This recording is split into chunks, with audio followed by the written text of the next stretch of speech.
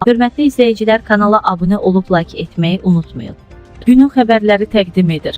Bakıda nəqliyyat vasitələrindən ətraf mühitə atılan zərərli qazlara qarşı mübarizə tədbirləri davam etdirilir. Günün xəbərləri Avtosfer AZ saytına istinadən xəbər verir ki, Bakı şəhər Dövlət Yol Polisi İdarəsi və Ekologiya və Təbii Sərvətlər Nazirliyinin əməkdaşları ilə birlikdə təmiz hava aylığı ilə əlaqədar keçirilən reyddə bazar dəyəri 850 min manat olan avtomobil sahibi saxlanılıb.